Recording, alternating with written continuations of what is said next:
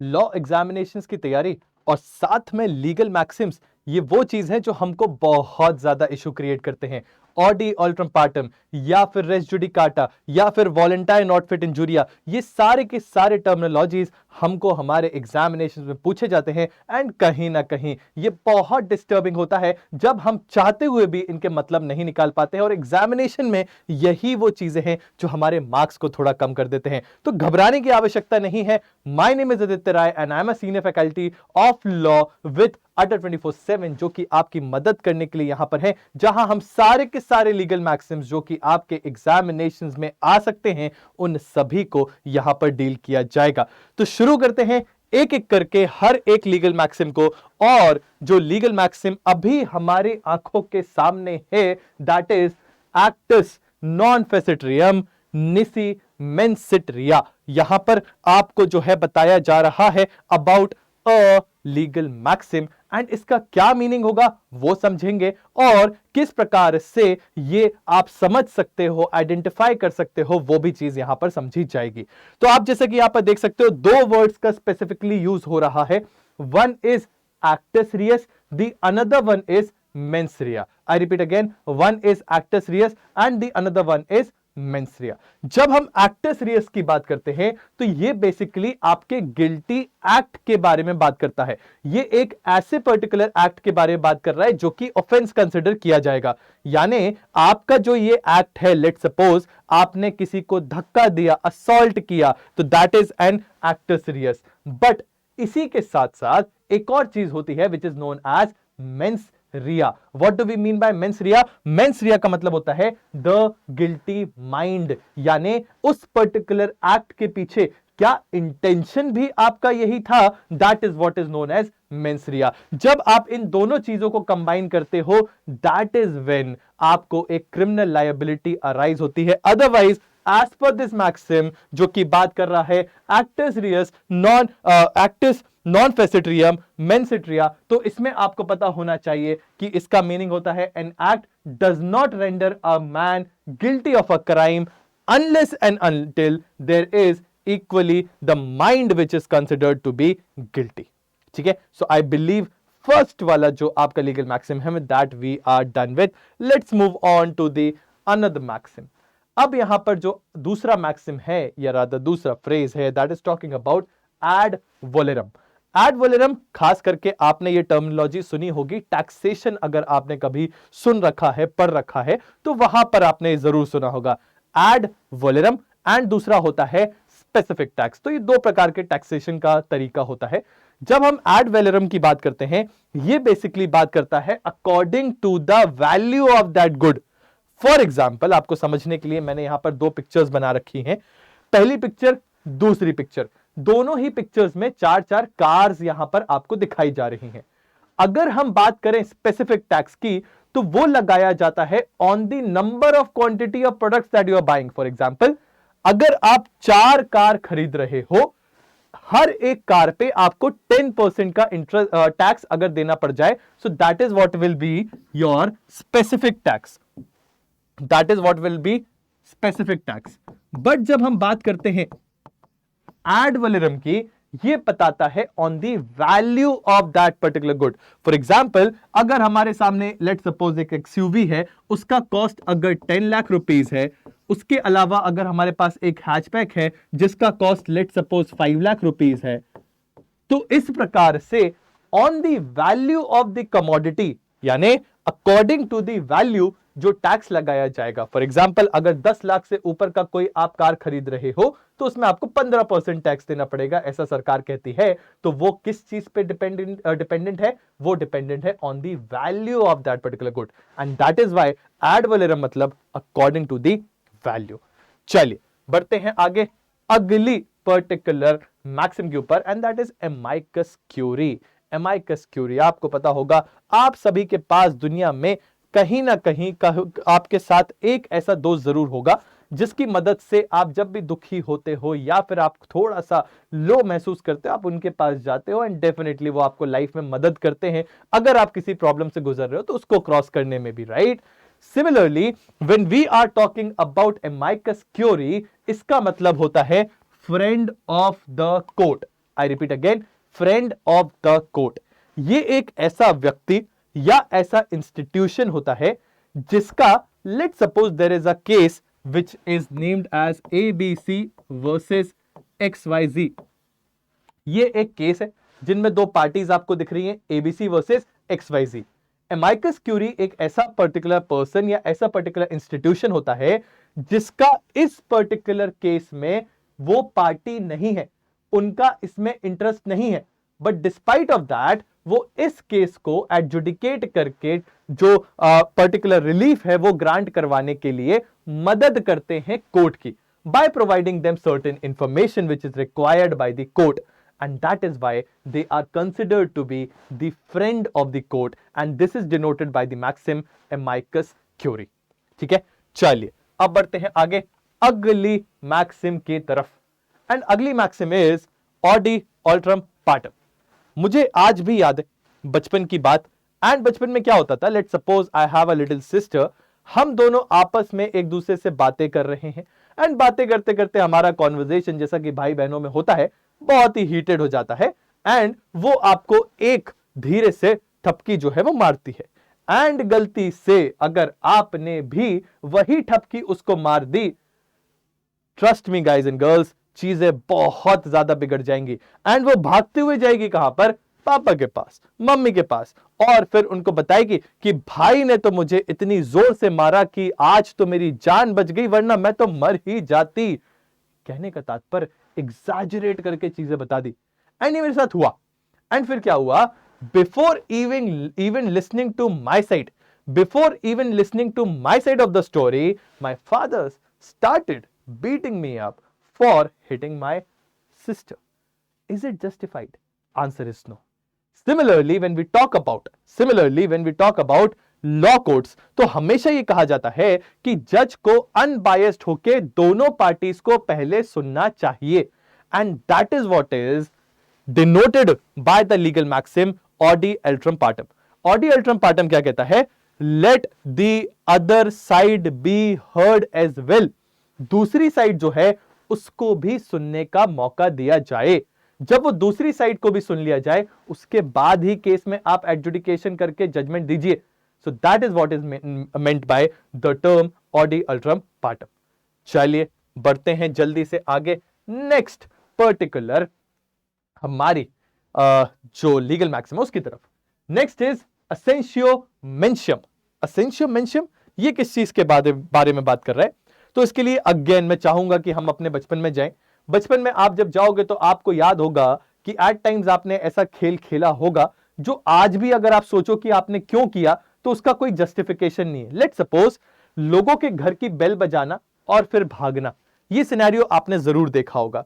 And जहां तक मुझे याद आ रहा है, जो जाकिर खान कॉमेडियन हैं, उनका आपने एक वीडियो भी देखा होगा जहां पर उन्होंने ये बता रखा है कि किस प्रकार से जब हम 12th क्लास में थे तो कुछ नहीं तो हम अपने जो क्लासरूम है उसके पंखों को मोड़ रहे होते। एंड आज भी आज कोई हमसे पूछ ले कि आखिर वो क्यों मोड़े तो हमको नहीं पता, बट उस पर्टिकुलर चीज में जो यूनिजन आता है, कर एक रहा होता है और बाकी सारे के सारे एक साथ जाकर उस चीज में मिल जाते हैं।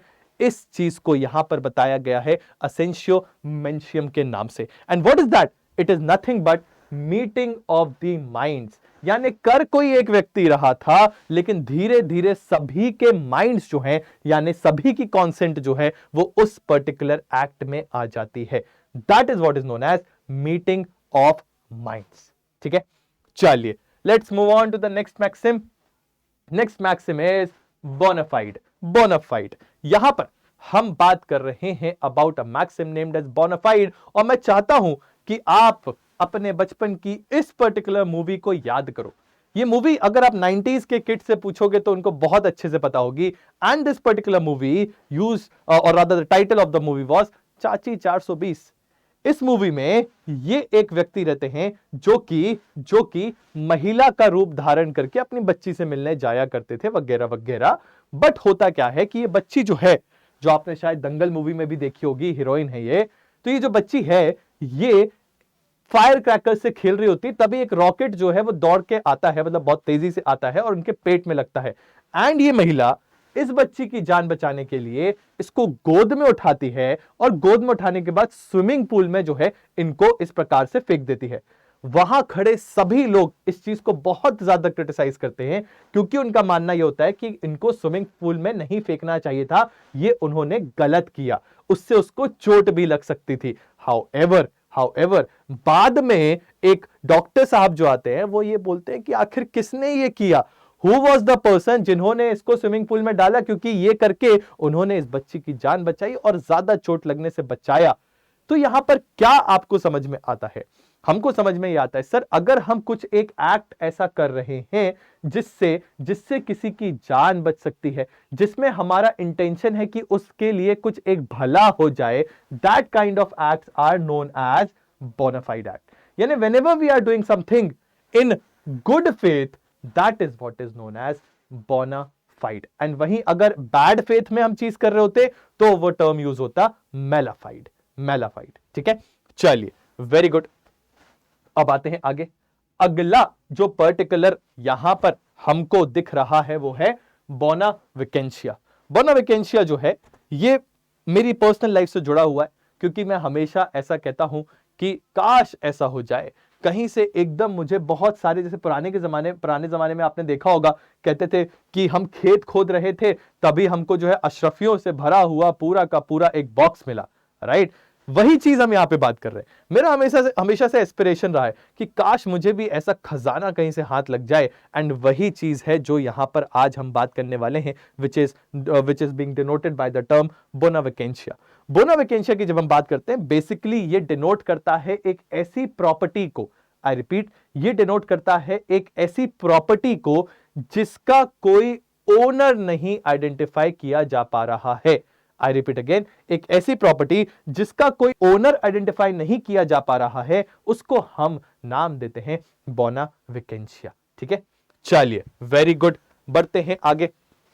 Now the next thing is caveat emptor and caveat वेंडिटर।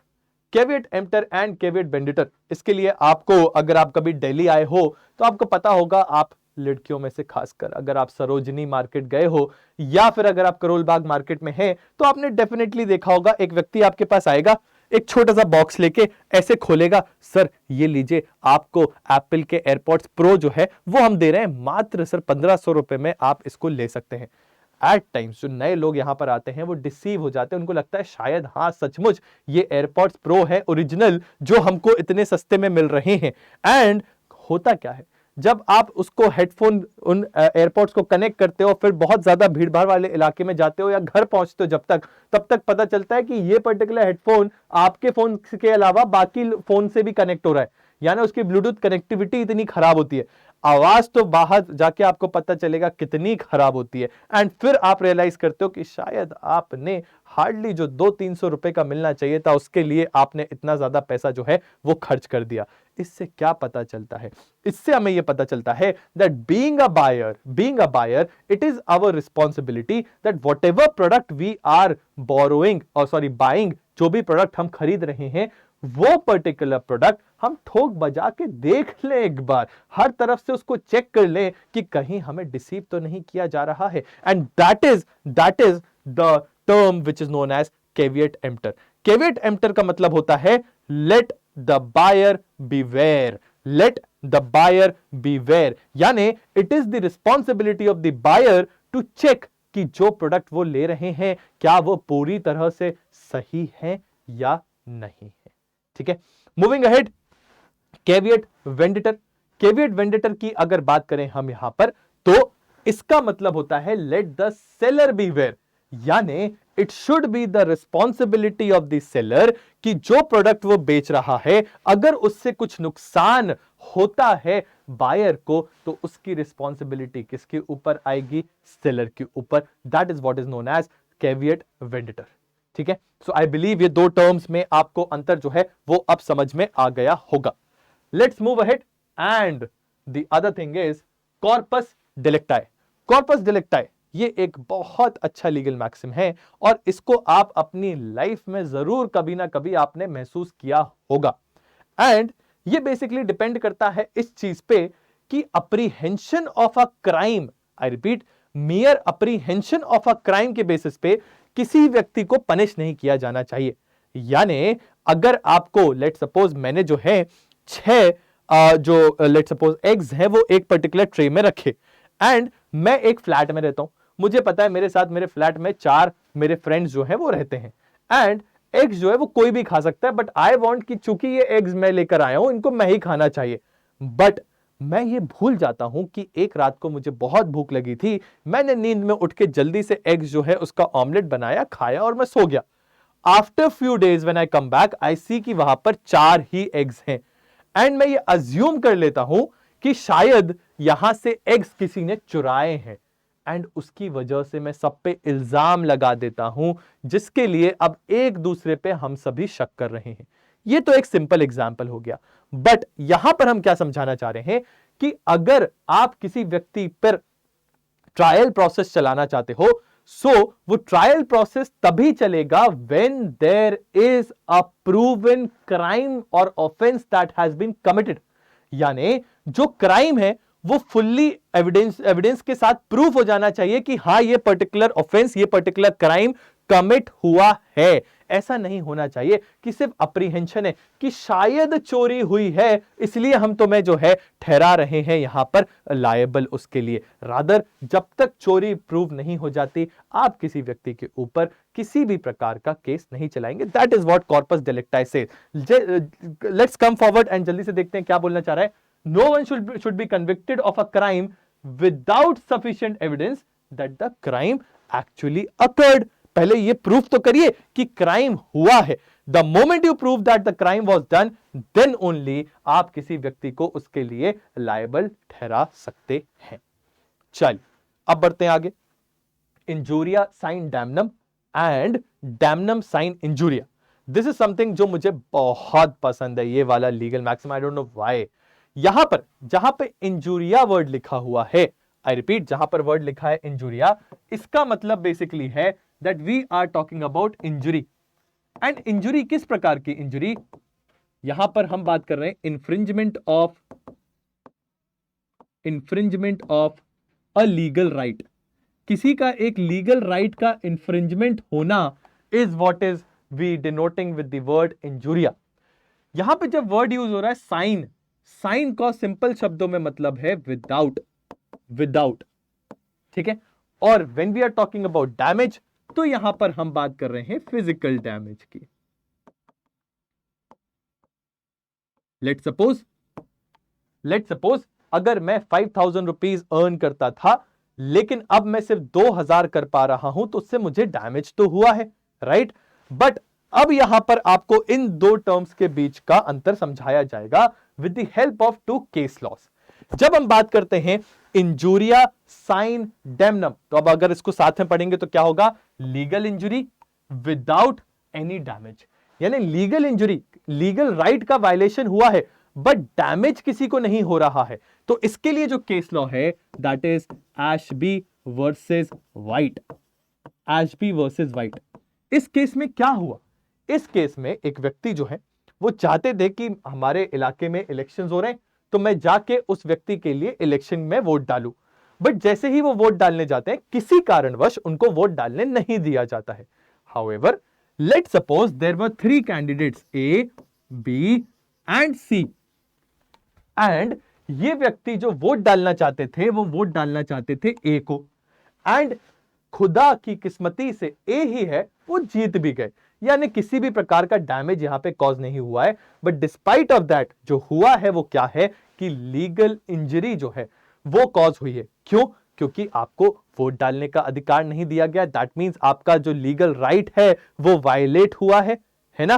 तो अल्टीमेटली इससे हमें क्या पता चलता है कि एक व्यक्ति है जिनका लीगल राइट वायलेट हुआ वोट ना डालने दिए जाने की वजह से, लेकिन उससे कोई डैमेज कॉज नहीं हुआ। इवन यहां तक जिस कैंडिडेट को वो वोट डालना चाहते थे वही कैंडिडेट तो इलेक्ट हुआ है। तो ऐसी स्थिति में क्या कोई लीगल लायबिलिटी अराइज होनी चाहिए? क्या इसको हम एडजुडिकेट करना चाहिए? Answer is yes. क्यों? क्योंकि इन अंडर द लॉ हम जो है इंजूरिया साइन डैमनम के लिए जो है केस को एडजुडिकेट करते हैं और फिर कॉम्पनसेशन देने की बात करते हैं। However the second example is damnum sine injuria. Damnum sine injuria के लिए आपको केस लॉ पता होना चाहिए, Gloucester grammar school case, Gloucester grammar school case. इस केस लॉ में क्या हुआ, लेट सपोज ये एक स्कूल है जहां पे एक टीचर थे जो कि बहुत फेमस हो गए एंड पूरा स्कूल जो है उनकी तारीफें करता था। उनको लगा कि क्यों मैं किसी और के लिए काम करूं, rather let me do one thing, मैं अपना खुद का ही एक स्कूल खोल लेता हूं। उन्होंने ऑपोजिट लेन में ही एक स्कूल खोल लिया एंड जो फी थी इस स्कूल की उससे भी कम दाम पे इन्होंने फीस रखी। इससे क्या हुआ, इससे सर इस स्कूल में जितने भी बच्चे थे उनमें से एक बहुत बड़ा चंक अब इस स्कूल में चला गया, पहली चीज। दूसरी चीज, जब एडमिशन नए होने लगे न्यू सेशन के लिए तो ज्यादातर बच्चे इस स्कूल में आ गए। इसकी वजह से यहां पर पिक्यूनियरी लॉस इस स्कूल को देखने के लिए मिला।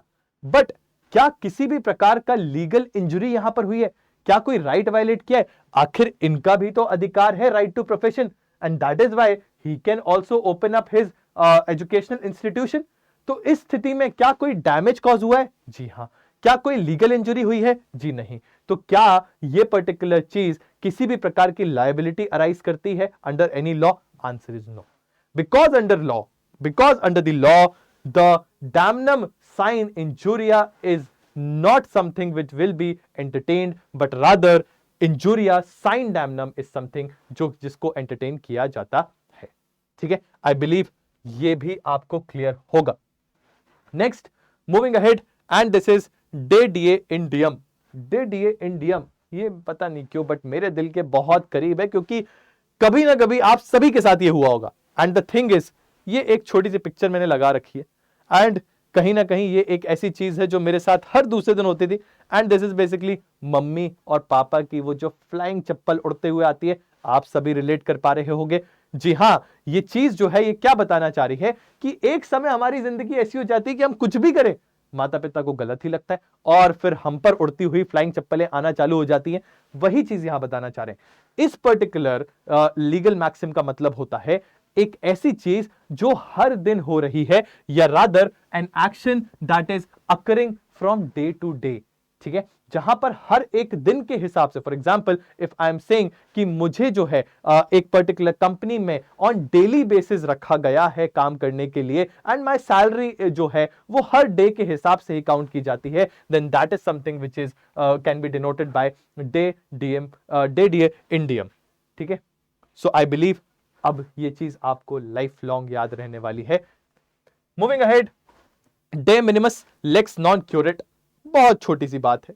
आप सभी जब स्कूल में रहे होंगे या फिर जो बच्चे अभी स्कूल में हैं, आपको पता होगा हमारे जो सब बच्चे होते हैं उनके अंदर एक बहुत प्यारी सी बात होती है कि हम अपना टिफिन बॉक्स जो है वो एक दूसरे के साथ शेयर करते हैं, राइट। एंड ये बहुत अच्छी बात है, बिकॉज इतने बड़े हो जाने के बाद भी आज भी जब वो आलू की सब्जी कहीं पे खुलती है तो मुझे ऐसा याद आता है कि हम क्लासरूम में बैठे हैं, सामने टीचर पढ़ा रहा है और धीरे से टिफिन खोल के वो एक बाइट जो है वो हम लेने की कोशिश कर रहे हैं। तो वो दोस्ती जीवन भर आपके साथ रहेगी, तो प्लीज उसको कभी भी ओझल मत होने दीजिएगा। This is a small lesson जो मैं आपको देना चाहूंगा। खैर, आते हैं वापस और यहां पर आपको बताते हैं कि यही वो एग्जाम्पल है जिसकी हम बात कर रहे हैं कि जब हम इस प्रकार से सब अपने टिफिन रख के खा रहे होते हैं, कुछ बच्चे ऐसे होते हैं या एक दो जरूर आपके आसपास होंगे जो बोलेंगे नहीं यार, I don't share my tiffin because मैं जो है अनहाइजीनिक हो जाता है जब लोग शेयर करते हैं, एक दूसरे का जूठा हो जाता है, वो मैं नहीं करना चाहता। एंड गलती से अगर आपने उनका टिफिन खा लिया देन माइंड यू वो तुरंत भाग कर जाएंगे किसके पास? टीचर के पास कंप्लेन करने के लिए। बट आपकी नजरों में क्या ये बहुत बड़ी बात है? Answer is no, this is a very trivial thing. And teacher जो है वो भी आपको यही बुला के बोलेंगे बेटा you shouldn't be doing this, and उसको भी समझाएंगे छोटी बातें, sharing is caring, this is something जो आपको सीखनी चाहिए। तो यहां पर क्या समझ में आता है? समझ में ये आता है कि जो ट्रिवियल मैटर्स होते हैं उसमें आपके टीचर्स भी ज्यादा इंटरेस्ट नहीं लेते थे। Similarly when we are talking about this particular maxim de minimis lex non curat, ये कहना चाहती है कि law does not govern the trifles. कानून बहुत छोटे मुद्दों को ज्यादा एडजुडिकेशन के लिए मायने नहीं देता है। एंड दैट इज व्हाई जब हम बात करते हैं एडजुडिकेशन ऑफ केसेस की, वो तभी होगा when there is a substantial infringement of any right. ठीक है, चलिए अब बढ़ते हैं आगे। Next is doli incapax. आप सभी के घर में अगर आप लोग बड़े हो चुके हैं, कुछ रिश्तेदार जरूर आते होंगे, एंड उन रिश्तेदारों के साथ आती है छोटी बच्चों की टोली, एंड उन बच्चों की टोली में एक दो जरूर ऐसे नटखट बच्चे होंगे जो कि आपके पूरे के पूरे रूम को तबाह करके रख देंगे, या फिर वो आपकी सारी की सारी नोटबुक्स में कुछ ना कुछ गोद देंगे, या जो आपके यहां वॉल है उसमें ही पेंटिंग बनाने लगेंगे। ऐसा आपके साथ जरूर हुआ होगा, एंड आप जरूर चाहोगे कि सर ये बच्चों को ना प्लीज मम्मी यहां से बाहर ले जाओ, मेरे सर पे दम कर रखा है इन्होंने। वही चीज आपको यहां पर समझाने की कोशिश की जा रही है कि जो बच्चे होते हैं उनको लेकिन हमारा लॉ, हमारा समाज पनिश नहीं करता या उनको लायबल नहीं ठहराया जाता है किस चीज के लिए, किसी भी एक पर्टिकुलर ऑफेंस के लिए। एंड जब आप आईपीसी पढ़ोगे तब आप देखोगे कि बिलो द एज ऑफ 7 अगर किसी बच्चे के द्वारा कुछ भी ऑफेंस किया जाता है, इट इज कंसिडर्ड कि वो क्रिमिनल लायबिलिटी अराइज नहीं होगी। Why? Because of this maxim which is known as Dolly in capex. And what does this mean? It means that a child is incapable of doing any harm or incapable of committing any crime. यानी ये बताता है कि जो particular व्यक्ति है वो उस क्राइम को करने में इनकेपेबल है, इनकेपेसिटी के साथ वो ये चीज नहीं कर सकता, and that is what is known as doli incapax. ठीक है, चलिए अब बढ़ते हैं आगे। Next is ejusdem generis. Ejusdem generis ये बेसिकली काम आता है इंटरप्रिटेशन ऑफ लॉज में, यानी जब हम कानून को पढ़ रहे होते हैं तब ये पर्टिकुलर लीगल मैक्सिम जो है हमें उस समय ये काम में आता है। आपको इसका मीनिंग अगर मैं बताऊं तो एक फ्रेज में वो कहना चाहता है of the same kind. Of the same kind कहने का तात्पर्य क्या?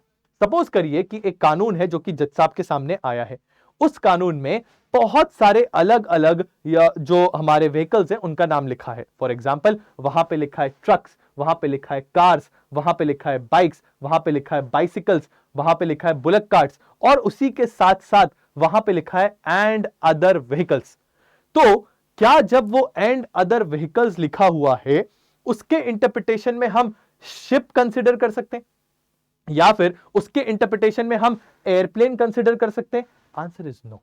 Why? Because of this maxim ये बताना चाहती है कि जब भी कभी हम इंटरप्रिटेशन कर रहे हैं and there is some ambiguity in interpretation of any word और a phrase, then it should be considered to be of the same kind. यानी अगर वहां व्हीकल लिखा है तो चूंकि स्टार्टिंग में सारे के सारे जो व्हीकल्स की हम बात कर रहे हैं जिनका इंडिविजुअली नाम लिखा हुआ है वो लैंड पे काम करते हैं, तो हम ऑब्वियसली जब अदर व्हीकल्स बोलेंगे तो वो लैंड पे होने वाले ट्रांसपोर्टेशन की ही बात कर रहा है, एयर ट्रांसपोर्टेशन की या वाटरवेज की यहां पर बात नहीं हो रही है। ठीक है, I believe this is something जो आपको अब समझ में आ गया होगा। Moving ahead, x post facto. X post facto बहुत छोटा सा, बहुत प्यारा सा ये लीगल मैक्सिम है। वापस से आपको जाना होगा सर बचपन में, एंड शायद आप में से कुछ लोग लकी होंगे जो आज भी ये कर पाते हैं, बट हमारे साथ तो ये हुआ कि एक दिन सब खेलने आए और उसके बाद कभी पता नहीं था कि दोबारा नहीं आएंगे, वो आखिरी दिन था खेलने का कॉलोनी में। तो वही चीज है जो यहां पर बात की जा रही है। आप सभी ने गली क्रिकेट जरूर खेला होगा। सो मैं बताना चाहूंगा, बहुत छोटे बचपन की बात है, मैं अपने कॉलोनी में सबसे छोटा था एंड मुझसे बड़े भैया लोग थे। तो एक भैया थे, उनके यहाँ हम समर वेकेशंस में क्रिकेट खेलने जाया करते थे। होता क्या था कि मेरी बैटिंग तो बड़ी मुश्किल से आती थी, एंड उसके बाद जैसे ही मैंने बॉल को मारा पता चला one tip one hand catch लेकर मुझे आउट घोषित दे दिया गया। और जब मैंने बोला ये तो कोई रूल ही नहीं था, तो उन्होंने कहा नहीं नहीं अब ये रूल बना लेते हैं कि जो भी वन टिप वन हैंड होगा वो आउट होगा, लेकिन ये रूल तुम पर भी अप्लाई होगा। That is what is known as ex post facto. यानी एक लॉ, एक कानून, एक प्रिंसिपल जो कि आज बनाया जा रहा है, अगर उसका इफेक्ट रेट्रोस्पेक्टिवली भी होगा, बैक डेट से वो अप्लाई होगा, that is what is known as ex post facto. ठीक है, चलिए आई बिलीव ये चीज आपको अब समझ में आई होगी। Next is ignorantia facti excusat, but ignorantia juris non excusat. कहने का मतलब क्या है? यहां पर अगर मैं दोनों का लिटरल मीनिंग बताऊं तो when we are talking about ignorantia facti excusat, excusat मतलब एक्सक्यूजेबल, इग्नोरेंशिया यानी जहां पर आप इग्नोरेंट हो, आपको उस चीज के बारे में पता नहीं है, और फैक्टाई मतलब बेसिकली फैक्ट्स की बात कर रहे हैं। तो इसका मतलब हुआ ignorance of fact is an excuse. I repeat again, ignorant of fact is an excuse. However, when we are saying ignorantia juris non excusat, हमारा मतलब हुआ कि आप जो लॉ का, अगर आप लॉ को के बारे में आपको नहीं पता है या लॉ को आप अगर इग्नोर कर रहे हो तो दैट इज समथिंग जो कि आप एज यहां पर एक्सक्यूज जो है वो नहीं ले सकते। इसका एग्जाम्पल देते हैं। लेट सपोज अगर मैं कहता हूं कि मैं एक सिटी में जा रहा हूं, मैं पहुंच गया बीजिंग में, और बीजिंग में जाके मुझे पता चलता है कि वहां पर जो है जानवरों का हत्या करना जो है वो किसी प्रकार का क्राइम नहीं है। आप जो है जिसको भी पकड़ के मार के खाना चाहो खा सकते हो, जैसा कि कोरोना में हुआ, आपने देखा ही होगा। तो let suppose I am just assuming कि वहां पे ऐसा पर्टिकुलर लॉ है। वही लॉ अज्यूम करते हुए मैं चला जाता हूं जापान, एंड जापान में जाने के बाद फिर मुझे दिखता है कि मैं वाइल्ड लाइफ जब सफारी करने जाता हूं, एक टाइगर दिखता है, मैं सोचता हूं क्यों ना इसको शूट करें, क्योंकि इसको तो मारना जो है वो चाइना में अलाउड है, let suppose for time being. तो क्या ये चीज के लिए मुझे चाइना में जापान में पनिश किया जाएगा? आंसर इज डेफिनेटली किया जाएगा। वहां आई कैन नॉट क्लेम कि I was ignorant of the law, मुझे लॉ के बारे में नहीं पता था, please give it as an excuse, please मुझे जो है वो डिफेंस की तरह दीजिए, because that is something which is not an excusable thing. आपको लॉ के बारे में पता होना चाहिए। हाउएवर अगर फैक्ट के बारे में आपको किसी प्रकार का इशू है एंड आप उसको जो है इग्नोर कर चुके हो, then definitely that is something जो कि एक्सक्यूज किया जा सकता है।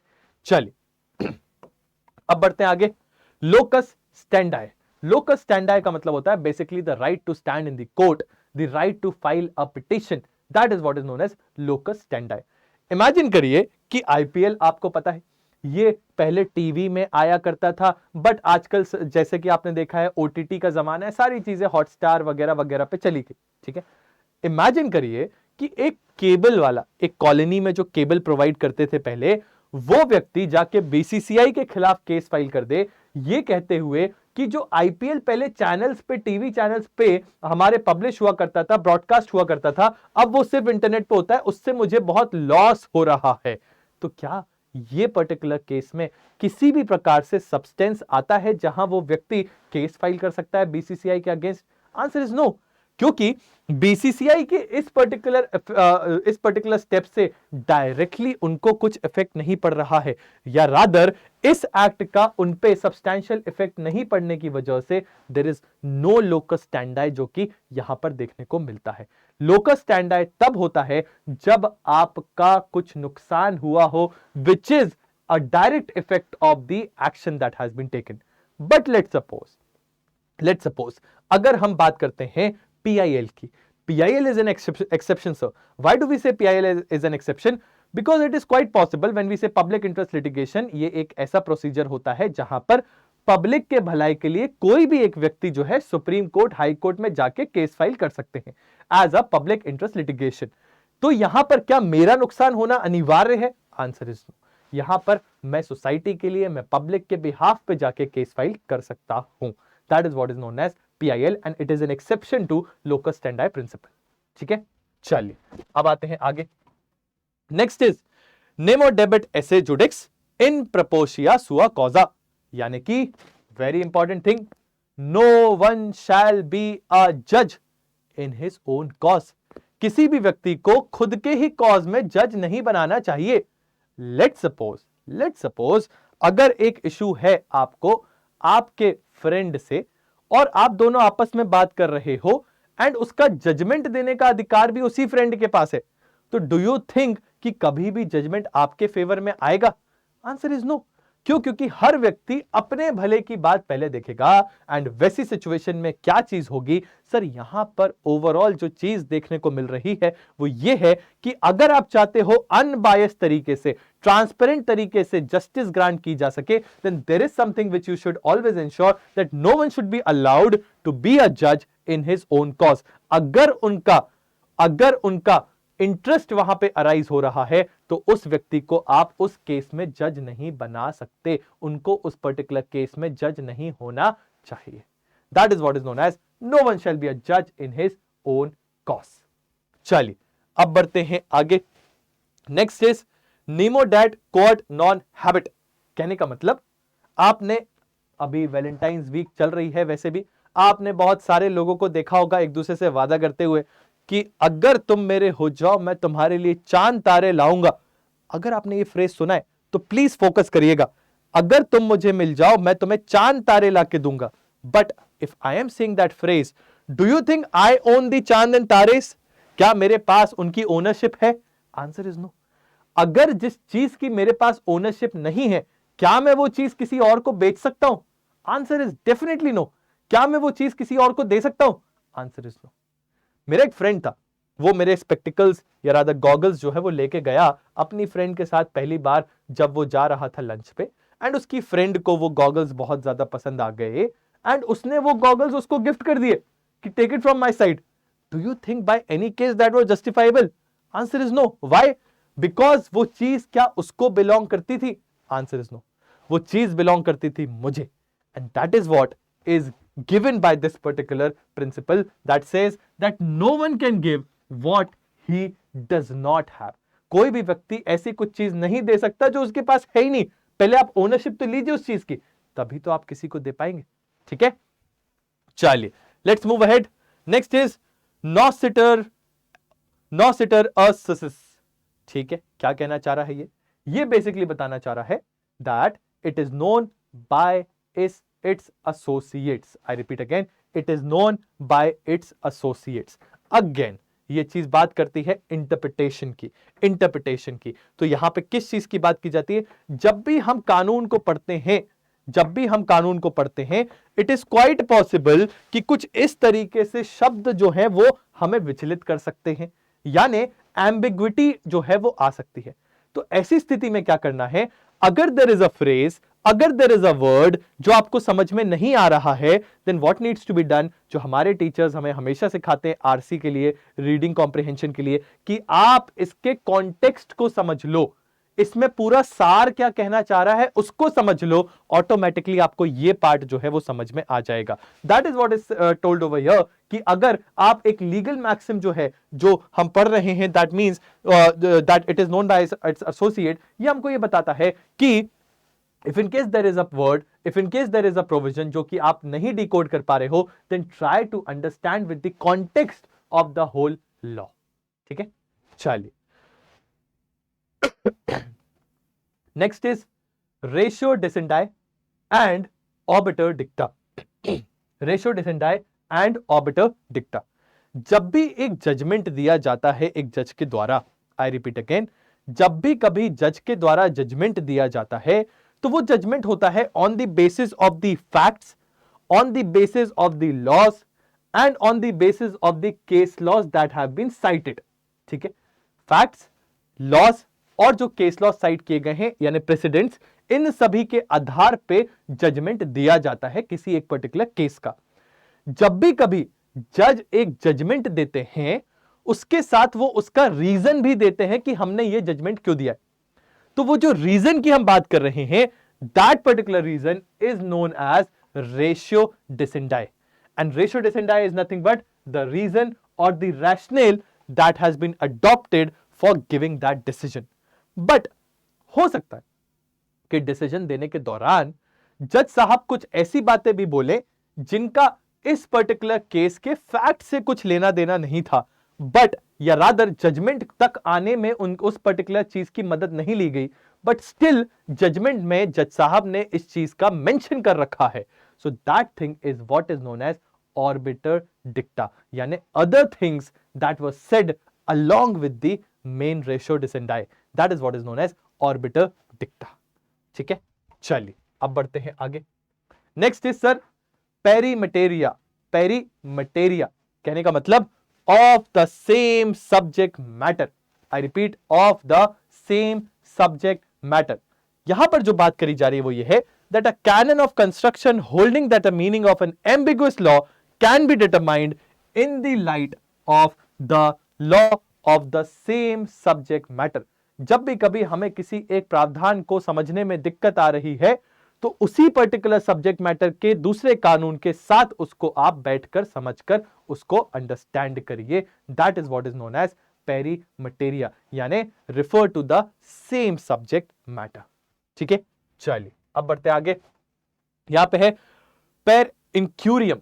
यानी केयरलेसनेस, या फिर यहां पर हम बात कर रहे हैं निग्लेक्ट की। It is quite possible that at times जजेस जो होते हैं उन्होंने किसी particular subject matter of law या किसी पर्टिकुलर प्रोविजन को मिस कर दिया हो during giving any judgement, and फिर वो जो पर्टिकुलर जजमेंट आएगा उसको कहा जाएगा that that particular judgement has been given how per incuriam, यानी by avoiding the substantial subject matter of law, या फिर due to carelessness where the important subject matter of the law has been avoided. ठीक है, चलिए अब बढ़ते हैं आगे। Next one is qui facit per alium facit per se, क्वी facit per alium facit per से। ये प्रिंसिपल जो है वो बात करता है वाइकेरियस लायबिलिटी की। वाइकेरियस लायबिलिटी क्या होता है, आप सभी को पता होगा, आपके घर में सर्वेंट्स काम करते होंगे, या फिर आपने देखा होगा एक प्रिंसिपल होता है, उनके कुछ एजेंट्स होते हैं। इन प्रकार की चीजों में जो रिलेशनशिप बनता है वो इस प्रकार का होता है कि एजेंट के द्वारा जो कार्य किया जा रहा है in the due course of employment and as per the directions given by the principal, उसके दौरान जो भी कार्य किया जा रहा है उसमें अगर कुछ ऑफेंस हो जाता है, so for that the principal will be held liable. अगर नौकर के द्वारा, let suppose there is a driver जो कि अपने मालिक की गाड़ी इधर से उधर लेकर जाते हैं, और मालिक की गाड़ी जो जिस रास्ते पे जाना निर्धारित है उस रास्ते पर जाने के दौरान अगर एक्सीडेंट कॉज हो जाता है तो उस एक्सीडेंट के लिए नौकर के अलावा मालिक को भी लायबल ठहराया जाएगा, and that is what is known as he who acts through another does the act by himself. यानी अगर एक व्यक्ति है जो किसी दूसरे की मदद से अपने कार्य को कर रहे हैं, फॉर एग्जांपल प्रिंसिपल जो है वो एजेंट्स की मदद से काम कर रहे हैं, तो एजेंट के द्वारा किए जाने वाले कार्य के लिए प्रिंसिपल जो है उनको भी लायबल ठहराया जाएगा। That is what is known as qui facit per se, qui facit per alium facit per se. चलिए नेक्स्ट इज क्विड प्रो को। यह दर्शाता है सर आज के रिश्तों को।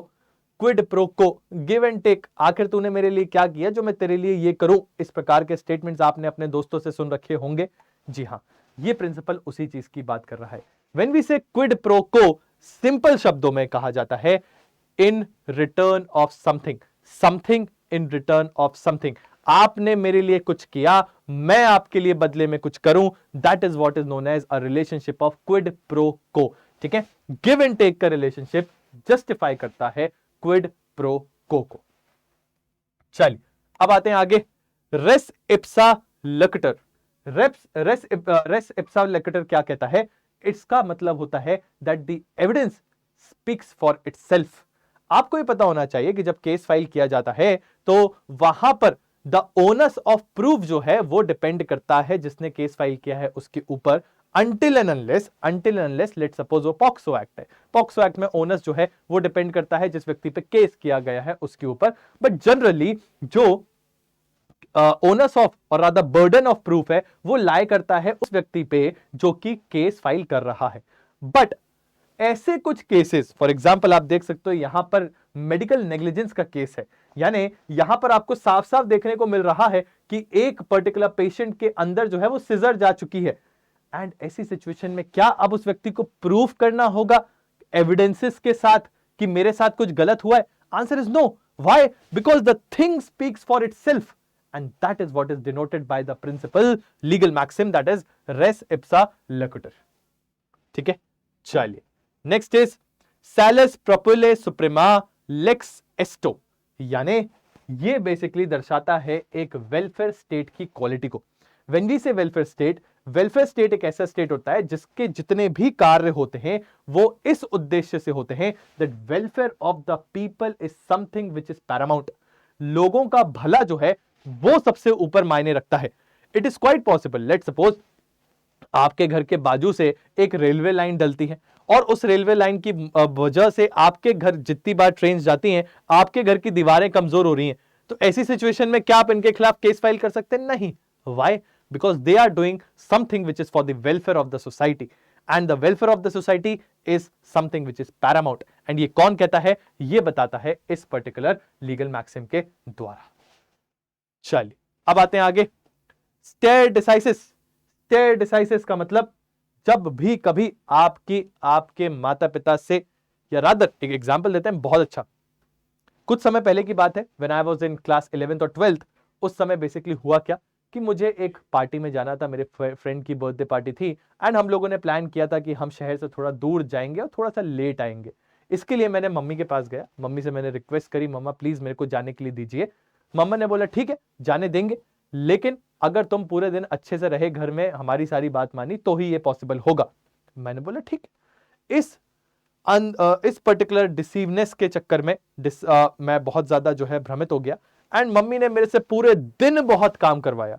एंड व्हेन आई से पूरे दिन बहुत काम करवाया, मेरे से जो है पानी की बॉटल्स भरवाई गई फ्रिज में, मुझसे जो है बोला गया कि जाकर सब्जी लेकर आओ मंडी से, मुझसे जो है बाकी के कार्य, कूलर में पानी भरना, ये सारी चीजें मैंने करी। बट मैं खुशी खुशी कर रहा था कि इस उम्मीद में कि जैसे ही शाम होगी मुझे बर्थडे पार्टी में जाने मिलेगा।